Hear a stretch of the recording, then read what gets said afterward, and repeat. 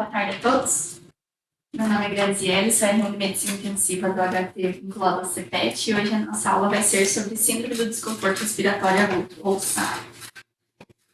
Então, para começar, a SARA ela é uma síndrome de insuficiência respiratória hipoxêmica associada a um edema pulmonar de origem não cardiogênica. E isso ocorre por causa de um dano inflamatório ao alvéolo, gerando uma lesão gerada devido a uma lesão local ou sistêmica.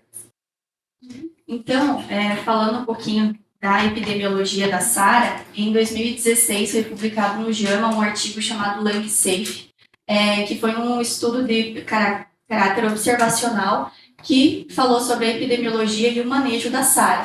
E esse estudo envolveu mais de 29 mil pacientes em mais de 50 países. Segundo esse estudo, 10% de todas as admissões na UTI fechavam critérios para a SARA e em 23% dos casos que necessitavam de ventilação mecânica também fechavam critérios para a SARA. A prevalência da SARA leve, então, foi de 30%, a moderada 46% e na grave 23%. E a mortalidade, segundo o estudo, foi de 34% para os casos leves, 40% nos casos graves e 40% nos casos moderados e 46% nos casos graves. Então, desde 1967 foi descrita a primeira vez uma síndrome para que a gente começou a definir como SARA. Então, em 1967, o Aswald ele descreveu pacientes com insuficiência respiratória aguda que cursavam com infiltrado pulmonar bilateral, cianose, hipoxemia, que tiveram uma melhora após a aplicação do PIP. Já em 1976, o Bohm começou a usar critérios para o diagnóstico dessa síndrome. Então, começou a usar a PaO2 menor ou igual a 70, com o uso de uma FI maior do que 50%, associado a um uso de PIP. Mas essa PIP ele não tinha um valor especificado. Em 1988, Murrow criou o Lung Injury Score, que é para definir a gravidade da doença. Esse score ele avaliava 4 critérios: infiltrado pulmonar no raio-x, valor de PIP, complacência pulmonar e a relação PaO2-FiO2. Porém, essa definição, em 1988, ela tinha um problema, por causa que ela não falava há quanto tempo o paciente estava com essa disfunção e também não era específico para a SARA. E em 1994, então, foi feita a Conferência de Consenso Americana e Europeia, que padronizou a lesão pulmonar aguda e a SARA. Nessa definição, a lesão pulmonar aguda era uma relação PaO2-FiO2 menor do que 300, e a SARA era como relação PaO2-FiO2 menor do que 200. Porém, isso ficava meio dúbio. Então, em 2012, foi feita a definição de Berlim, que são os critérios diagnósticos que a gente usa hoje em dia.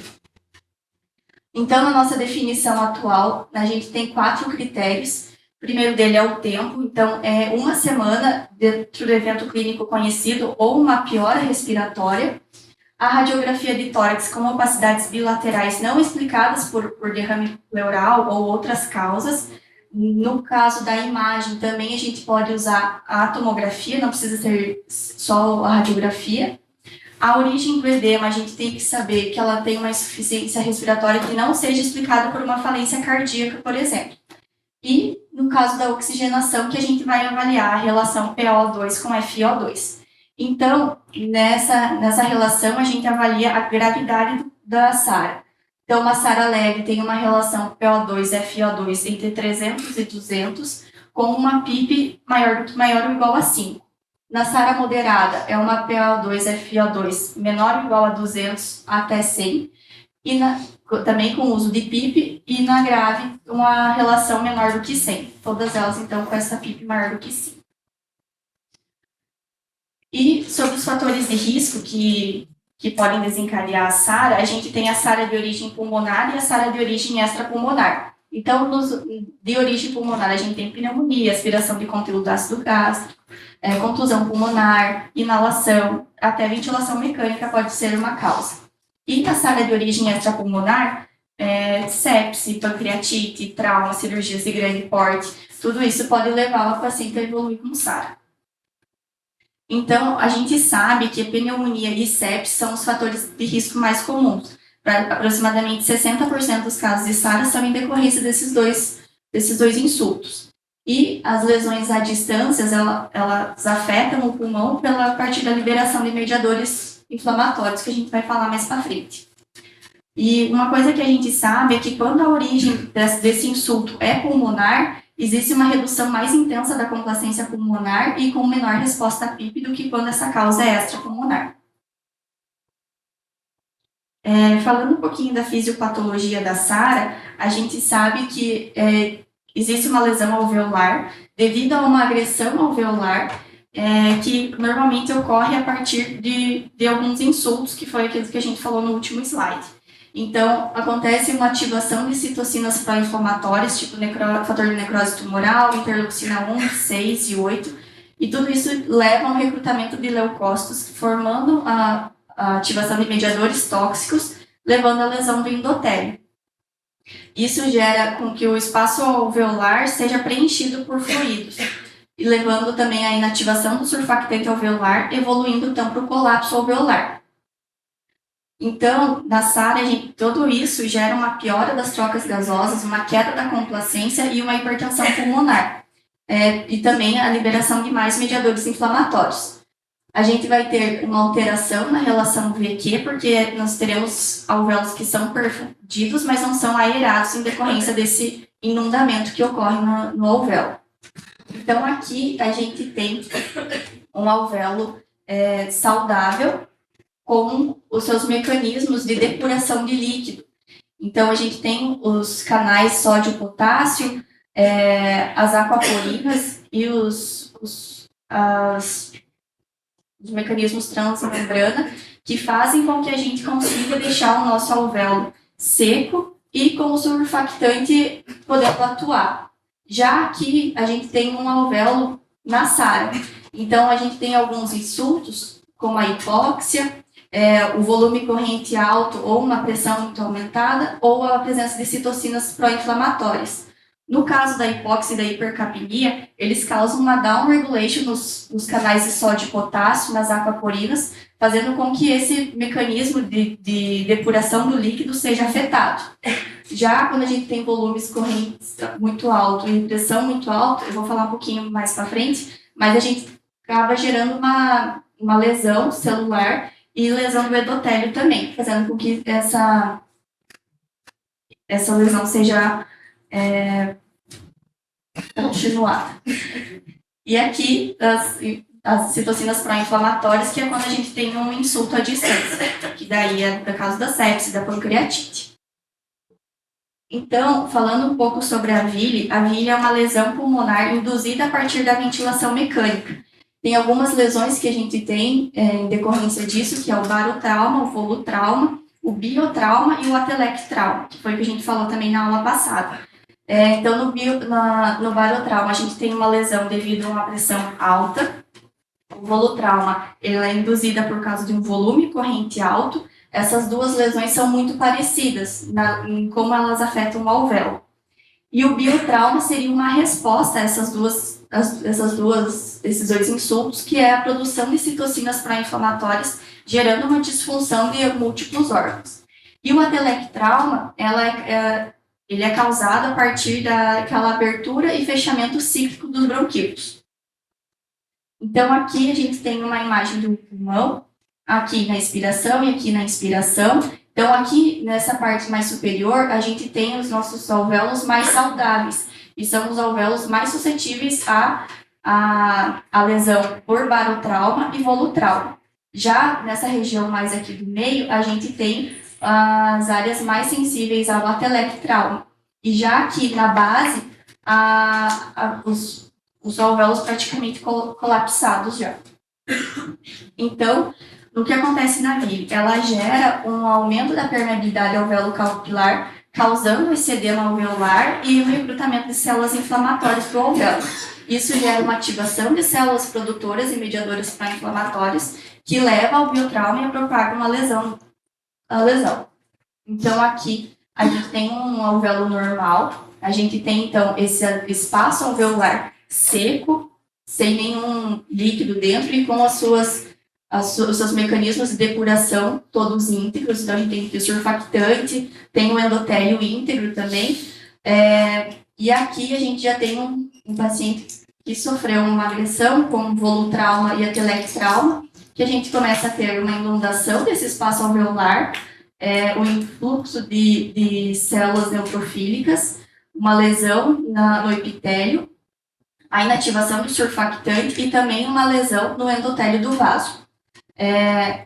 Aqui, por exemplo, a gente tem então um desenho explicando o volutrauma, como que ele fica no alvéolo, e aqui o atelectrauma. E em decorrência desses dois insultos, a gente vai ter então o biotrauma. Então, o biotrauma, a gente vai ter a ativação desses marcadores pró-inflamatórios, o TNF-alfa, interleucina 1, a 6 e a 8, que acabam indo para a corrente sanguínea e gerando uma disfunção sistêmica. E como que a gente faz o manejo da SARA? Então, a gente tem a ventilação mecânica protetora e outros mecanismos que também a gente pode usar para tentar melhorar a clínica desse paciente. A ventilação mecânica protetora, a aula que a gente vai ter depois, eu só dei uma leve falada aqui, que são baixos volumes correntes e baixas pressões, evitando que o paciente tenha esse barotrauma e o volutrauma, e o recrutamento alveolar por meio de uma pipa elevada, que a gente objetivo é evitar o atelectrauma. Então, o volume corrente seria entre 4 a 6 ml por quilo de peso predito, e a pressão de platô menor do que 30. Outro mecanismo que a gente pode usar é a posição prona. Então, na prona, a gente vê que a oxigenação melhora devido a uma redução na heterogeneidade da área VQ que a gente tem. Então, a gente sabe que a perfusão ela é melhor nas áreas posteriores. E quando a gente faz o paciente em decúbito ventral, isso faz com que ele seja melhor ventilado, gerando, consequentemente, uma melhora significativa das trocas gasosas. E a indicação de fazer a prona do paciente é quando a gente já está usando a ventilação mecânica protetora, mas ainda tem uma relação PO2 e FO2 menor do que 150. Então, aqui a gente tem uma imagem de um paciente em decúbito ventral, né, no caso aqui na prona, e na posição supina. Então, aqui é o paciente na expiração, e aqui é o paciente na inspiração.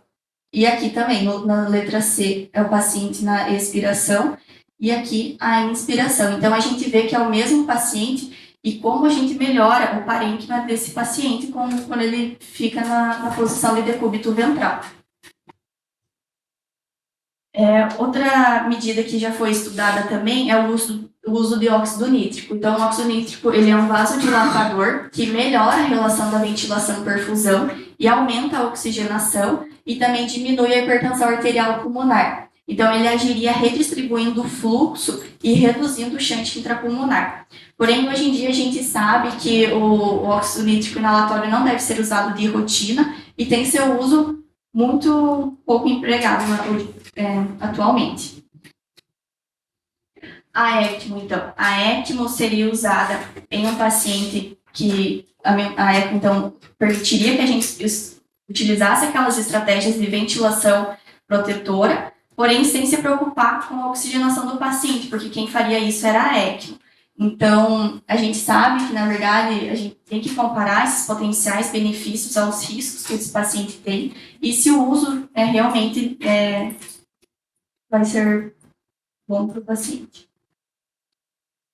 O uso de bloqueador neuromuscular também é uma tentativa de você melhorar as assincronias que o paciente tem com o ventilador, tentando evitar novo barotrauma,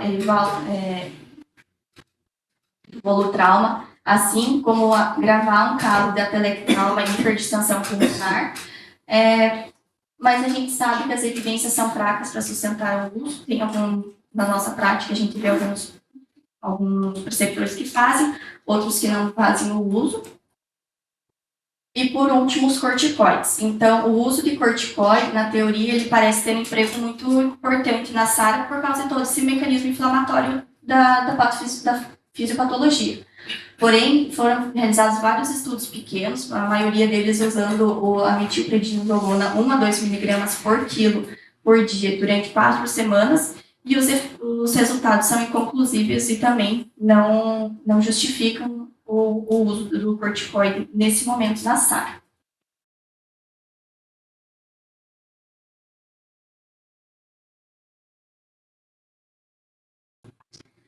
Então, a SARA é uma das doenças nas quais vocês têm que se tornar especialistas. É uma doença muito da terapia intensiva. Pneumologista, de modo geral, aquele pneumologista clássico, de modo geral, entende pouco de SARA. Ela tem que ser uma coisa nossa mesmo. Muito do intensivista. Sempre existiu SARA. Ela foi descrita em 1967, mas ela sempre existiu. E muitas das pessoas que morreram, por exemplo, grandes feridos de guerra, que não morriam exsanguinados, possivelmente devem ter morrido por insuficiência respiratória, por SARA, né, concomitante. Claro que a maior parte dos doentes que morriam em guerra morriam exsanguinados. A outra parte morria porque tinham feridas que levavam à infecção, né, principalmente as feridas abdominais. Morriam quase todos. Os penetrantes. E todos eles levavam a processos inflamatórios, trauma torácico, as infecções comunitárias. Sempre existiu. Mas sempre foi muito confundida, né? A partir da hora que se começou a fazer ventilação mecânica, principalmente na década de 50 para cá. Eu nunca contei a história da medicina intensiva para vocês. Para a turma, já contei? Como é que ela começou? Não sei, você falou do negócio das guerras. Do quê? Do negócio das guerras. De guerra. Não. A medicina intensiva começou basicamente por causa da epidemia de poliomielite, né? No começo da década de 50, na Califórnia, principalmente no norte da Europa. Em Copenhague, no Hospital Municipal de Copenhague, o Larsen fez. Os doentes eram ventilados por ventilação mecânica negativa, né, nos pulmões de aço, e morriam, 90% deles morriam, principalmente por pneumonia. Né? Poliomielite, você não consegue ventilar, coloca no ventilador com pressão negativa, você começa a ventilar, começa a reter secreção e você não consegue tossir. Fazia telectasia, fazia infecção e morria tudo de pneumonia. Né?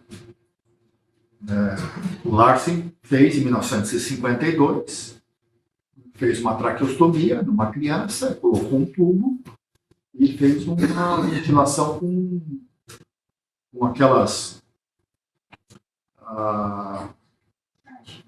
não é com o ambu, né, que é um reservatório autoinsuficiente, sabe aqueles... Esqueci o nome agora.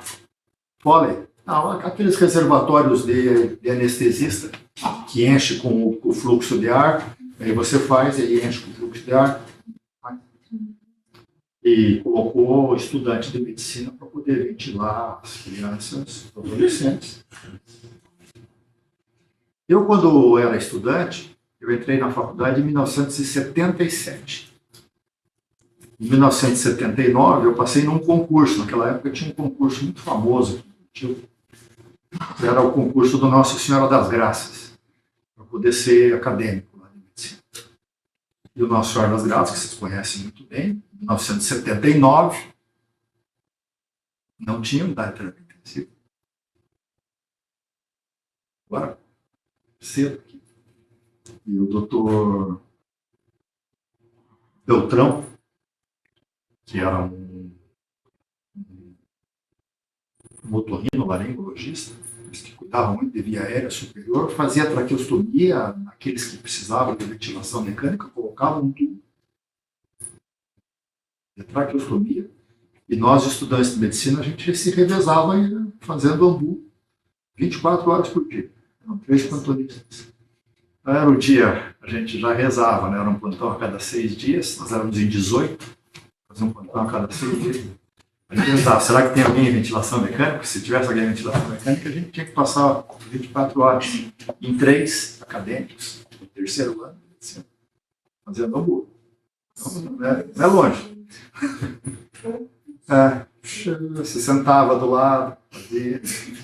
A gente disse que cai a energia, eu calço inteiro. Bom, enfim, não foi diferente do que o Larsen fez em 52 em Copenhague, que criou a primeira unidade de terapia intensiva que se tem notícia hoje, numa sala de administração de enfermagem. Não é muito diferente do que muitos hospitais hoje fazem, né? Quando tem que abrir um leito de unidade de terapia intensiva, abre no final do corredor, tira a sala da enfermagem, monta lá 4, 5 leitos, põe lá um plantonista qualquer para poder fazer um plantão, muitas vezes de casa. Os hospitais pequenos, de cidades pequenas, aqui no Brasil ainda é assim. Enfim, a Sara mesmo, talvez o primeiro nome assim, mais importante da Sara foi de pulmão de Da Nang. Acho que essa história eu contei para vocês. Da Nang era uma base no Vietnã, no qual os soldados que eram feridos de guerra, os Vietcongs, os americanos feridos, eram transportados para lá, eles eram ressuscitados com volume, e eles ficavam com o pulmão branco. E aí eles entravam num daqueles aviões, saíam do lado da base de Da Nang e iam para a Califórnia. Eles chegavam na Califórnia e o pessoal dizia, lá vem mais um pulmão de Da Nang, lá vem mais um pulmão de Da Nang. Eram os pulmões brancos, duros, com alta mortalidade.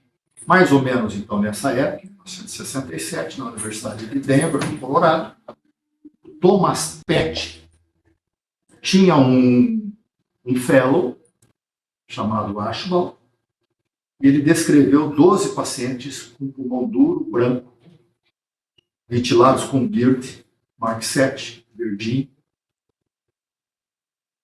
dos quais 5 morreram e 7 sobreviveram, ou 7 morreram, 5 sobreviveram, ou 5 morreram e 7 sobreviveram, não me lembro. Alguma coisa, mais ou menos metade sobreviveu e mais ou menos metade morreu. E descrito no American Journal, o Archibald ficou com o nome, mas que era o fellow. Só, às vezes você leva a sorte de estar no serviço, ter um estudo importante e você entra lá como primeiro autor.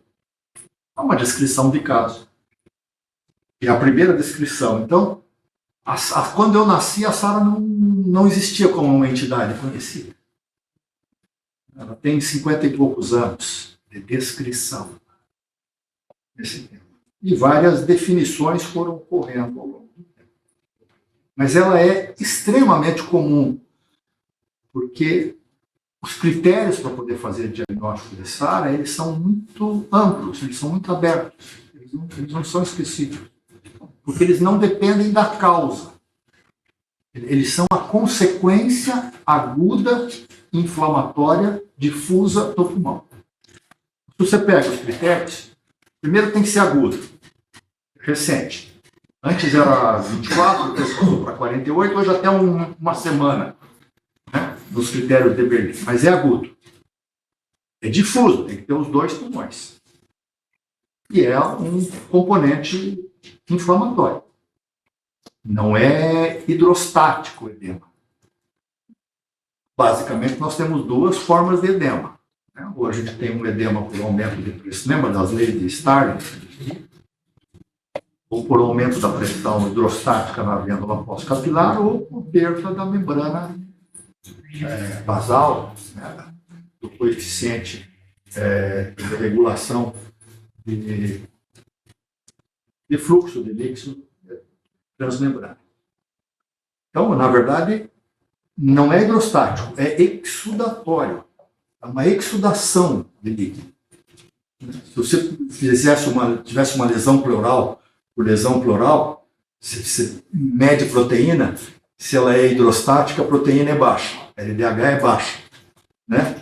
Se ela é por lesão pleural, é uma exudação, ela é rica em células, ela é rica em LDH, ela é rica em proteína. Ó, o mecanismo de edema no pulmão é esse edema inflamatório, bonito que você vê em outros lugares. E PaO2 e FO2 abaixo do que 300 é extremamente comum. Qual que é a tua PaO2 e FO2? Hein? Mas qual que é? Vamos fazer o cálculo juntos? Qual que é a tua PaO2 aí desse? Agora, lembra da diferença alvéolo arterial do oxigênio? Sim. Qual que é a tua diferença? Qual que é a tua pressão alveolar do oxigênio? 95 milímetros de mercúrio. Lembra do cálculo que a gente fez? Eu estava aí. 95. Qual que é a tua pressão? Qual que deve ser a tua pressão arterial do oxigênio? Sentadinha, com pulmão normal? Deve ter uma diferença menor que 10. Okay? Mas poderia aceitar até 20. Então, a tua pressão arterial de oxigênio, se eu fizer uma gasometria agora, vai dar entre 75 e 95. Supor 80, 85. Qual que é a tua FO2? 21. Quanto é que dá? 85 dividido por 0,21? 400. Isso? Então dá 400, mais ou menos, de PaO2 e FO2. 400 de PaO2 e FO2 é uma pessoa com pulmão normal, com uma gasometria normal. T300 não é muito difícil. Joga para 65, 60. 60 vezes 21 já dá 300, não dá? 60 vezes 5 dá 300. Então, se você tiver 60 de PaO2, já dá uma PaO2 FO2 de 300 ou menos. Se você não tiver nenhuma doença no pulmão, se a causa dessa diminuição da PaO2 FO2 for recente, eu fizer um raio-x de tórax de você, perceber que tem lesões nos dois pulmões. E a causa não for um tumor de Pancoast, não for derrame pleural, não for nódulos, nada, ela é difuso e cessado. Quando a gente vai estudar, ainda tem nas tabelas dizendo PIP igual ou maior que 5. Porque como que teria uma PIP menor que isso na vida real? Não, você está respirando aí, possivelmente, com uma PIP de 1, 2, 3. No ventilador, isso ele aumenta para reduzir o do... Por que você aumenta no ventilador? Para descontar o circuito, né? Não, Porque dizem que não. o 5, que a ventilação... Não, isso nunca foi comprovado, Tá. né? Mas fisiologicamente faz sentido quando você põe um tubo que ultrapassa a tua glote, você abre o teu alvéolo mais distal para a pressão atmosférica aqui fora. Então, o que vai acontecer no final da expiração? Muitos alvéolos vão colapsar, né? Você não entra em colapso porque você tem aí uma pipezinha de 2, 3 residual, porque você tem a glote que está funcionando. Existe um gradiente de pressão, mesmo no final da expiração, entre a pressão atmosférica e a tua pressão abaixo da tua glote. Quando você põe um tubo, você perde essa diferença. Então, se hipotetizou de que para você poder manter uma diferença, como se você estivesse ainda com a tua glote funcionando, para não colapsar muitos alvéolos nas áreas mais dependentes do pulmão, durante a expiração, eu deixo sempre com 5, como se fosse um PIP fisiológico, né? Mas nunca ninguém fez um estudo para poder comprovar se você puser um doente em ventilação mecânica, pulmão normal, e deixar com PIP de 2, 1, 0, ou mais que 5, se isso tem diferença. É uma questão teórica que me parece razoável. Não precisa ser testado. Se imagina que 5 de PIP possa prejuízo hemodinâmico, ou qualquer dessa natureza. Mas entendeu o mecanismo fisiológico do porquê que você faz sempre assim? Entendi. Então, isso fez com que naquele estudo no ArdSafe, lá de 2016, quase 30 mil doentes. 25 países diferentes. O Brasil participou. Nós aqui não encaminhamos dados, mas vários lugares de terapia intensiva do Brasil encaminhou dados. Se você tiver esses 3 critérios assim fáceis, muitos dos doentes que vocês atendem vão ter SARA. É só ter um pouco de lesão pulmonar nos 2 pulmões, é só ter a etiologia disso ser possivelmente inflamatória, não hidrostática, se afasta clinicamente de que eles tenham insuficiência cardíaca esquerda. É suficiente. E tem uma PaO2 e FiO2 menor do que 300. Dá 10%, 12% dos doentes de incidência dos doentes.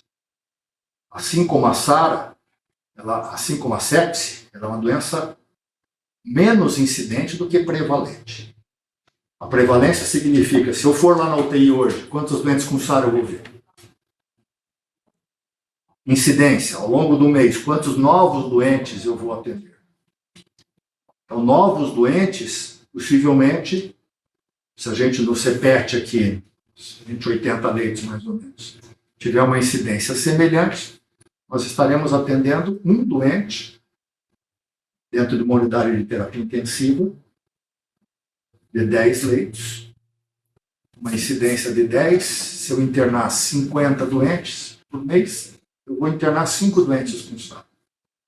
Muitos deles eu nem vou chamar de SARA, porque vão ter uma PaO2 e FiO2 de 240, 220, 180, que, de um modo geral, eu conserto isso rapidamente com uma FiO2 de 30 no ventilador, uma PIP de 8, 10. Você está tratando de outras coisas. Por exemplo, você me mostrou um doente hoje que você não chamou de SARA. Nenhum momento. Né? Ou seja, o doentinho de 79 anos de idade hoje, que você me mostrou, tá? De diarreia crônica, ele fez SARA quando internou. Você não chamou de SARA. Certo? Então, parece assusta, né? Mas se a gente for ver o critério, tem bem mais tarde que a gente... Muito mais frequente. Então, acho que essa várias ideias estou tentando passar. Ela é antiga, ela foi descrita em 1967 porque foram os piores casos. Hoje, com a possibilidade de você poder, ou com um conceito mais aberto, mais sensível do que específico para SARA, vocês conseguem incluir muitos doentes nesse conceito de SARA. Né? Mas a inflamação, a definição, pega o critério de Berlim, todos os critérios, ela se resume em uma inflamação aguda difusa. É inflamação, não é hidrostático, é aguda, tem poucos dias do fator que desencadeou, e ela é difusa, tem que ter os 2 pulmões. Com isso você mata, né? E aí a intensidade, PaO2 e FiO2 abaixo do que 300. Leve, moderada, grave. 100, 200, 300. Muito bem. Etiologia. A etiologia, como é uma unidade muito próxima à unidade alveolar, com uma endotelial, um interstício muito fino no meio, ela pode ser tanto começar no endotélio e acometer o epitélio posterior, ou começar no epitélio e acometer o endotélio posterior. Tanto faz. Então, as SARAs primárias, que começam no pulmão, aspira ar quente, né? Ou você tem uma pneumonia, você broncoaspira. A lesão é epitelial primeiro, mas ela vai ser endotelial também.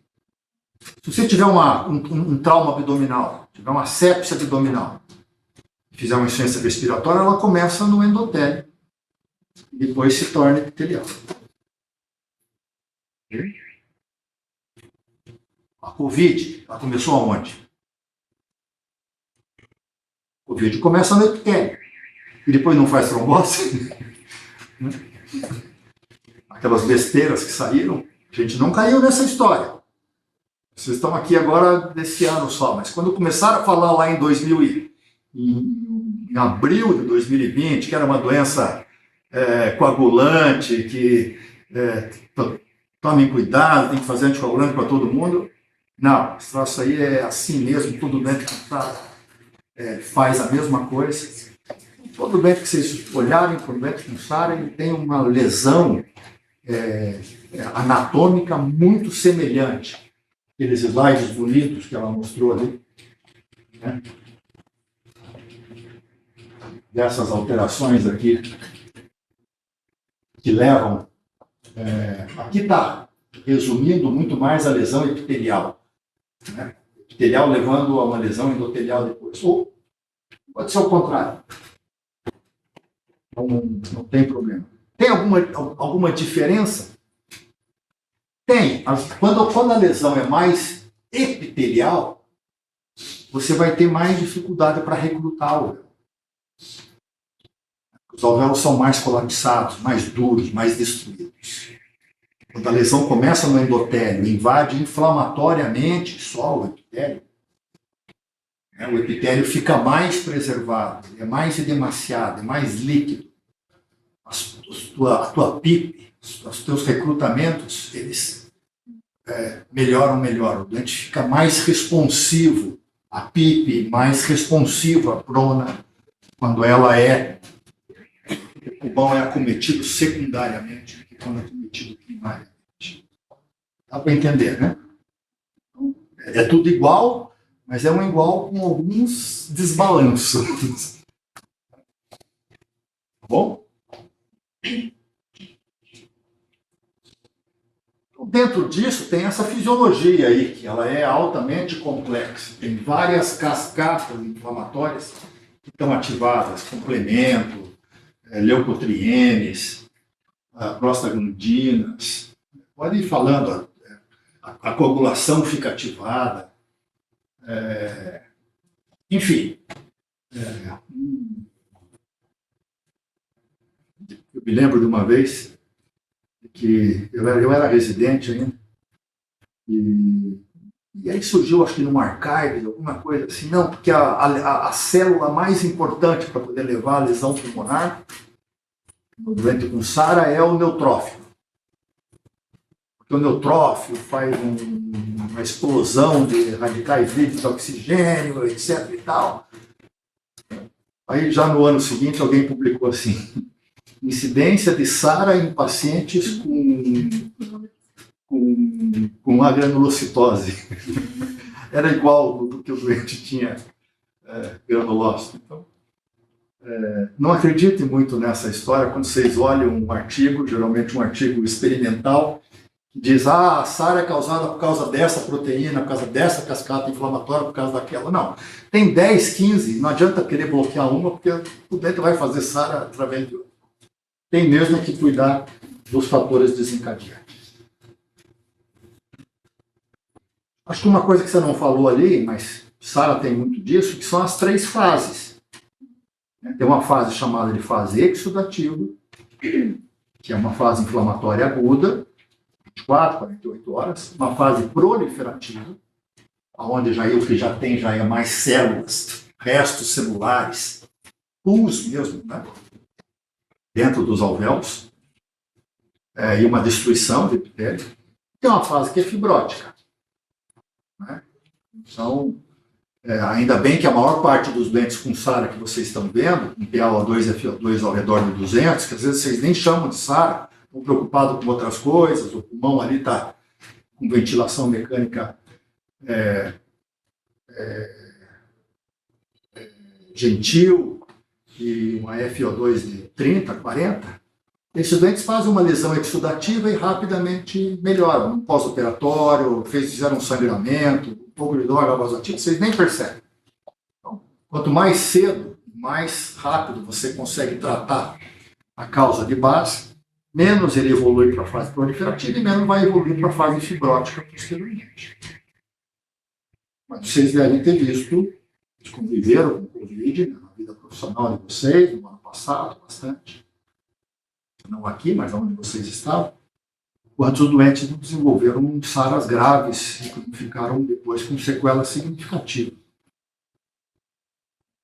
Tanto pela SARA em si, quanto pelo mecanismo de ventilação que você exerce posteriormente. Então, você tem uma lesão inflamatória induzida pelo fator desencadeante, geralmente infeccioso ou trauma, mas depois você tem a manutenção ou a exacerbação do processo inflamatório por uma ventilação mecânica deletéria, que é o que você vai mostrar na sequência.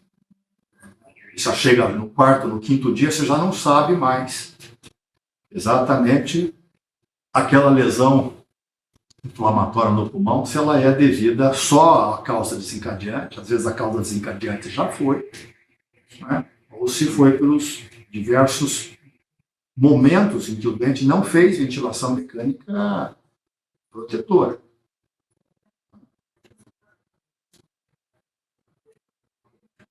Para fazer ventilação mecânica protetora, ele tem que fazer ventilação mecânica protetora 24 horas por dia, 7 dias por semana. De vez em quando, dá uma acordada no meio da noite, dá uma passeada na UTI para poder ver se o doente está fazendo ventilação mecânica.